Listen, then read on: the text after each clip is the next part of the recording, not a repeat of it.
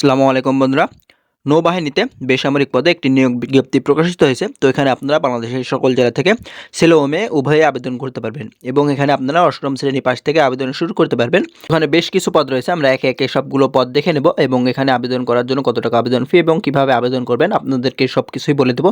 এর জন্য ভিডিওটি কেটে কেটে না দেখে ফুল কন্টিনিউ করার অনুরোধ রইল। তো চলুন ভিডিওটি শুরু করা যাক। তো ভিডিওটি শুরু করার আগে একটি রিকোয়েস্ট, যারা এখন আমাদের এই চ্যানেলটি সাবস্ক্রাইব করেনি তারা আমাদের এই চ্যানেলটি সাবস্ক্রাইব করে আমাদের সঙ্গে থাকবেন।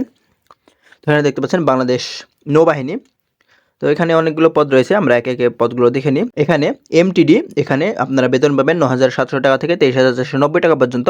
এখানে ৬১ জন লোক নিয়োগ করা হবে। এখানে আপনারা অষ্টম শ্রেণী পাশে আবেদন করতে পারবেন এবং এক্ষেত্রে আপনাদের ভারী যানবাহন চালানোর লাইসেন্স থাকতে হবে এবং এক্ষেত্রে আপনাদের ভারী যানবাহন চালনায় ৫ বছরের অভিজ্ঞতা প্রয়োজন। এবং এখানে খ নম্বরে যে পদটি রয়েছে ইঞ্জিন ড্রাইভার, এখানে আপনাদের বেতন দেওয়া হবে ৯,৭০০ টাকা থেকে ২৩,৪৯০ টাকা পর্যন্ত। এখানে ৪ জন লোক নিয়োগ করা হবে এবং আপনারা এখানে এসএসসি পাশে আবেদন করতে পারবেন। এক্ষেত্রে আপনাদের ভারী জলযান চালানোর লাইসেন্সধারী হতে হবে এবং আপনাদের ভারী যানবাহন চালানোর ৫ বছরের বাস্তব অভিজ্ঞতা থাকতে হবে। এবং এখানে ক্রেন ড্রাইভার, এখানে আপনাদের বেতন দেওয়া হবে ৯,৭০০ টাকা থেকে ২৩,৪৯০ টাকা পর্যন্ত। এখানে ২ জন লোক নিয়োগ করা হবে। এখানে আপনারা এসএসসি পাশে আবেদন করতে পারবেন। এক্ষেত্রে আপনাদের ভারী যানবাহন চালানোর লাইসেন্স থাকতে হবে এবং ভারী যানবাহন চালানোয় ৩ বছরের অভিজ্ঞতা থাকতে হবে। এবং এখানে দেখতে পাচ্ছেন ফর্ক লিফট ড্রাইভার, এখানে আপনাদের বেতন দেওয়া হবে ৯,৭০০ টাকা থেকে ২৩,৪৯০ টাকা পর্যন্ত।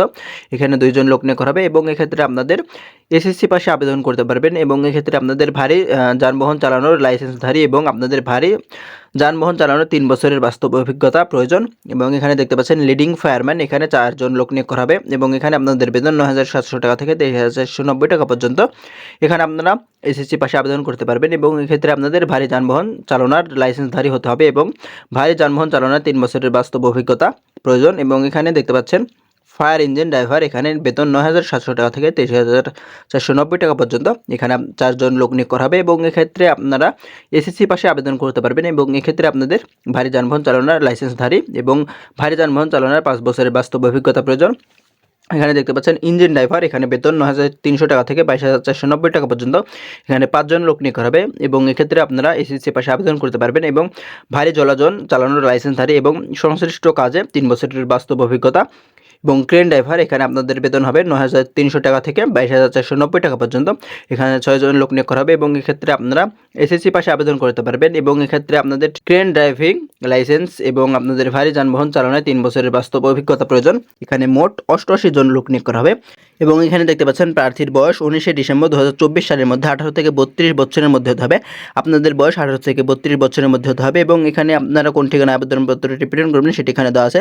আগ্রহী প্রার্থীকে অনুচ্ছেদ ৭ উল্লেখিত ছক অনুযায়ী আবেদন পত্র পূরণ করে নিম্নবর্তী কাগজপত্র সহ ডাকযোগে, আপনাদের এখানে দেখতে পাচ্ছেন ডাকযোগে আগামী ১৯শে ডিসেম্বর ২০২৪ সালের মধ্যে পরিচালক বেসামরিক কর্মচারী পরিদপ্তর, নৌ সদর দপ্তর, বনানী, ঢাকা ১২১৩ এই ঠিকানায় মূলত আপনাদের আবেদনপত্রটি প্রেরণ করতে হবে ডাকযোগের মাধ্যমে। সরাসরি অথবা হাতে হাতে কোনো আবেদনপত্র গ্রহণযোগ্য হবে না। এবং এই পাশে দেখতে পাচ্ছেন পরিচালক বেসামরিক কর্মচারী পরিদপ্তর, নৌবাহিনী সদর দপ্তর এর অনুকূলে বিএন সিভিলিয়ান রিক্রুটমেন্ট ফান্ড হিসাব নাম্বার দেখতে পাচ্ছেন, এখানে হিসাব নাম্বার দেওয়া আছে। এই হিসাব নাম্বারে সোনালী ব্যাংক লিমিটেড, নৌ সদর দপ্তর, শাখা বনানী, ঢাকা ১২১৩ ২০০ টাকা জমা প্রদান করে আপনাদের জমাকৃত টাকার কস্ট মেমো আবেদনপত্রের সঙ্গে সংযুক্ত করতে হবে।